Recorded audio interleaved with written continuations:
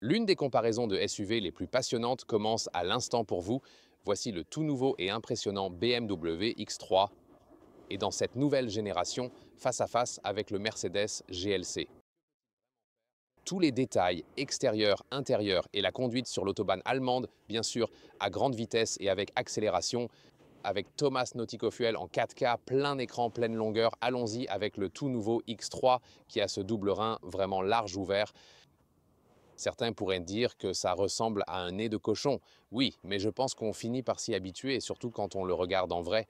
Et ça a vraiment l'air impressionnant avec ce design très ouvert, la calandre double en option illuminée et un feu de jour moderne, le bleu tanzanite et la couleur ici, bien sûr le rouge Patagonia pour la Mercedes, celle-ci ligne AMG, car ils n'ont pas de spécification de base dans leur parc de véhicules de test, donc c'est une ligne AMG ici. Et il a ensuite le motif Microstar de Mercedes. L'autre finition de base ne serait pas très différente, sauf que la calandre avant aurait des ailettes verticales, mais la taille de la calandre avant serait alors la même. La longueur est d'environ 4,76 m ou 187 pouces. Elle diffère peu en longueur. Le GLC est plus court de quelques centimètres ou d'un pouce, mais ce n'est rien. Roue de 18 à 21 pouces. 21 pouces est même possible pour celui-ci, mais ce sont ici des roues de 19 pouces. Dans ce cas, 21 pouces avec le GLC ne serait possible que pour la version AMG et vous pouvez voir qu'ils ont beaucoup d'éléments larges et simples ici.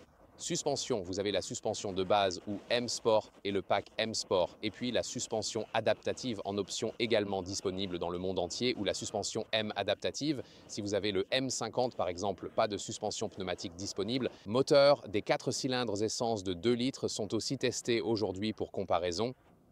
Le moteur essence 6 cylindres 3 litres est seulement pour la BMW X3 et la M50. Avec Mercedes, la version AMG haut de gamme est également un 4 cylindres de 2 litres. Du côté diesel, ils proposent tous les deux des 4 cylindres de 2 litres et des 6 cylindres de 3 litres, et il existe également des versions hybrides rechargeables disponibles avec une bonne autonomie électrique. Celui-ci est même disponible avec un hybride rechargeable diesel, et si vous voulez connaître les spécifications exactes de tous les moteurs, vous trouverez des commentaires séparés et aussi dans la description de la vidéo toutes les différentes spécifications. Pour l'intérieur, les deux porte-clés ici, et ils sont tous les deux très beaux en design également en sensation. Celui de la Mercedes est un peu plus lourd, alors oui, cela dépend de vos préférences. Ensuite, nous commençons avec le X3. Ici, les poignées sont intégrées, mais vous pouvez les attraper en dessous. Le son de la fermeture de la porte est solide. Encore plus à l'arrière, j'en ai connu de meilleurs, mais pas mauvais du tout. Alors, à l'intérieur des portes, la partie supérieure ici est également quelque peu douce.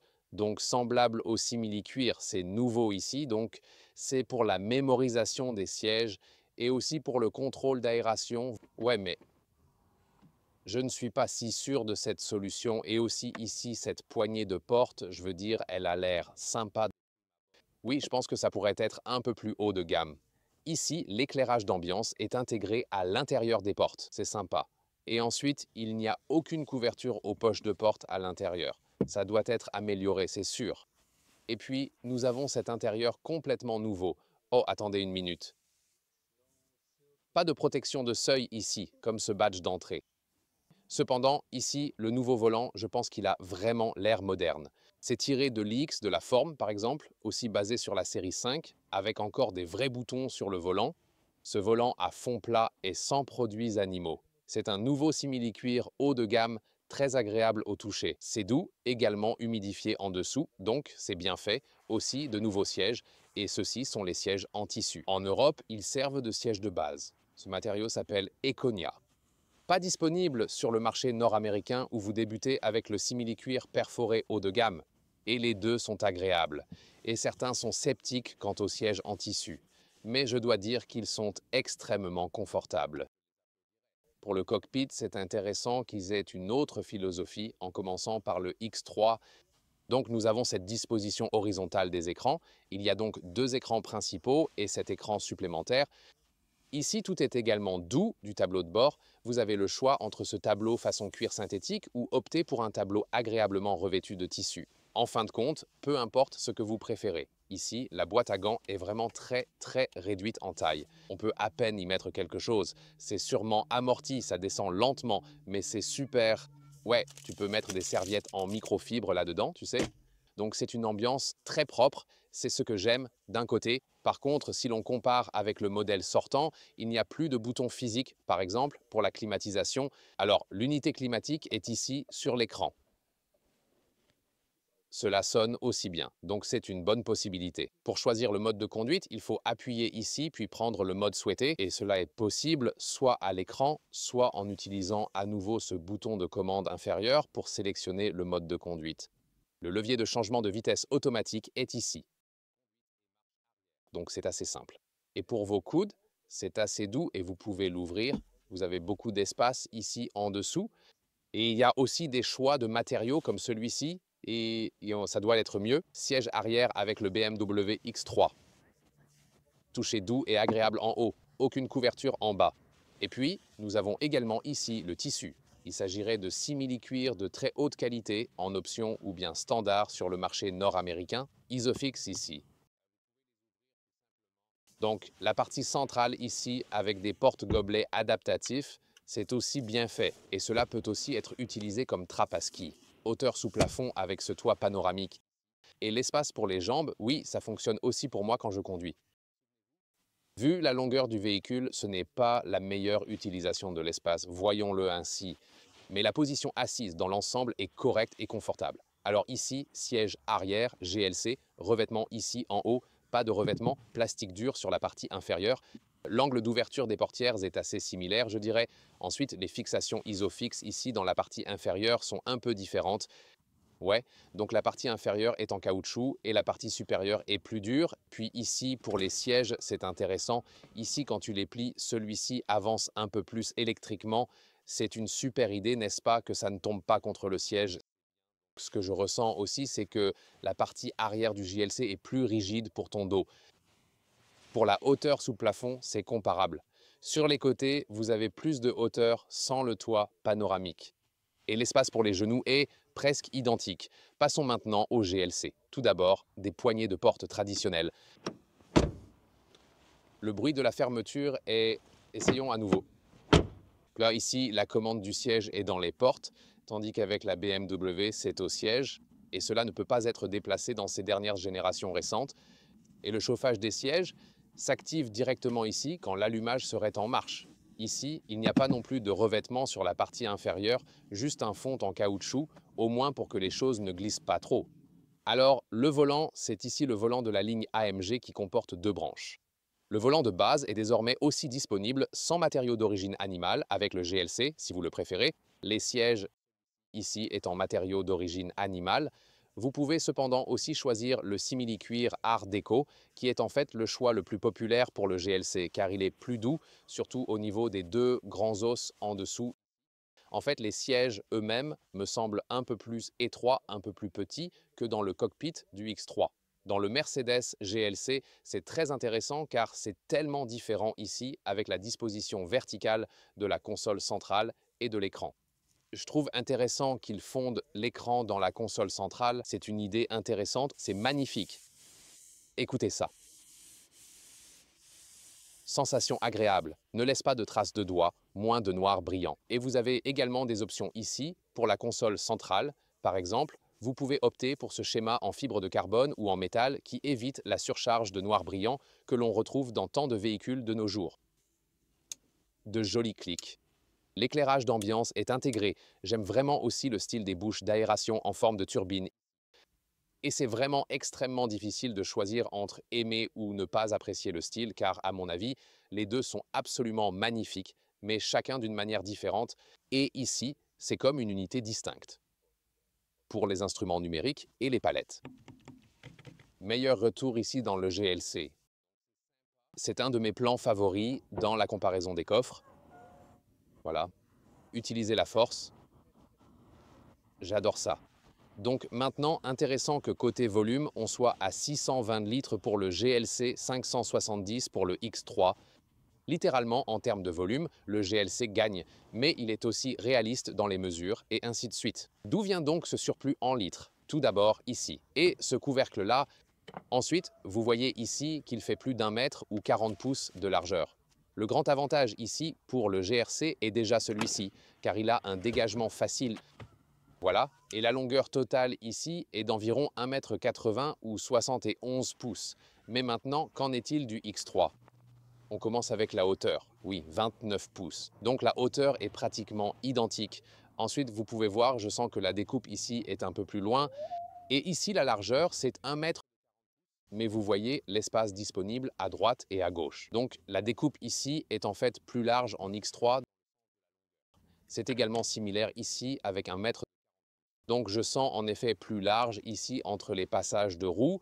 Le seul problème avec le X3, c'est que vous n'avez pas de libération rapide ici.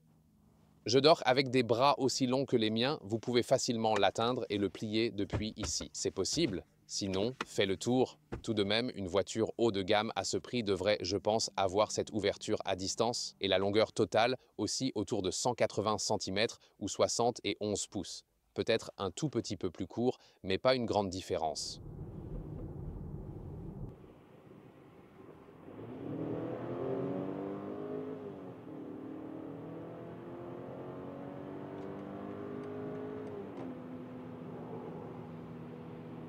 Alors, c'est la première accélération avec la X320. Ici, elle ne s'appelle plus 20i. Ouais, et aux États-Unis, vous commencez directement avec la version 30, un peu plus de chevaux et aussi un peu plus rapide aussi dans la figure d'accélération. Ouais, ce n'était pas l'accélération la plus rapide pour la plupart des cas, ce sera suffisant, mais ce n'est définitivement pas un moteur puissant. Prenons-le ainsi. Vous savez, à 130 km/h, accélérons encore plus. Voyons combien de puissance il nous reste encore.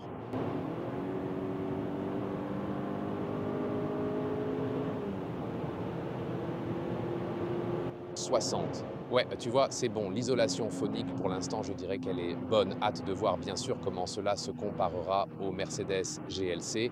Mais ici, nous étions à 160 km à l'heure. Ouais, et je n'ai pas vraiment eu besoin d'élever la voix. Ici, à 120 maintenant, donc environ 70 miles à l'heure, une vitesse typique d'autoroute aussi à long terme. Il effectue également un travail assez remarquable. Aucun bruit dérangeant provenant des rétroviseurs latéraux. Concernant les modes de conduite, celui-ci est doté de la suspension adaptative. Donc ici, en mode sport, la suspension est effectivement un peu plus rigide. C'est excellent pour une conduite plus rapide.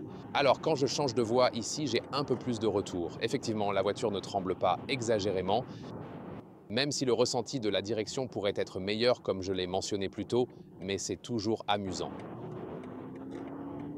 Ici dehors avec un bel éclairage d'ambiance dans le tunnel. Oui, donc le moteur 20 fera l'affaire la plupart du temps, mais ce n'est pas le plus puissant. Donc si vous voulez plus de puissance, vous pouvez en choisir un autre. Aux États-Unis, ce ne sera pas un problème puisque vous commencez aussi avec le moteur 30, un peu plus de chevaux bien sûr.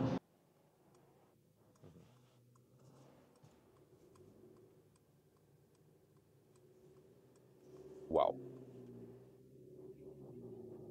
Regarde ça, c'est la direction de l'essieu arrière en action.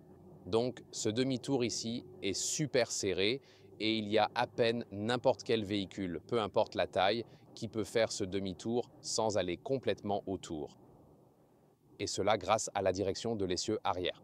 Donc ici, nous avons la suspension pneumatique en option dans le pack avec la direction de l'essieu arrière. C'est en fait la chose la plus incroyable à propos de ce véhicule, ce que l'on ressent en conduisant, et bientôt nous allons faire notre test d'accélération standard, mais je veux vraiment commencer par celui-ci parce que c'est ce qui rend les voitures spéciales et dans ce cas, cela les distingue vraiment de la X3. Le fait est que maintenant, ce package n'est disponible qu'en Europe, vous ne pouvez même pas l'obtenir sur le marché nord-américain. Et cela aura également un effet sur le prix. Donc ici, en effet, en Europe, tu peux configurer celui-ci, le GLC, avec tellement plus de caractéristiques et la différence de prix sera plus grande. Et tu sens ici que lorsque tu as la suspension pneumatique, tu as une sensation plus flottante. Ils ont aussi un réglage où l'on ressent encore la suspension pneumatique.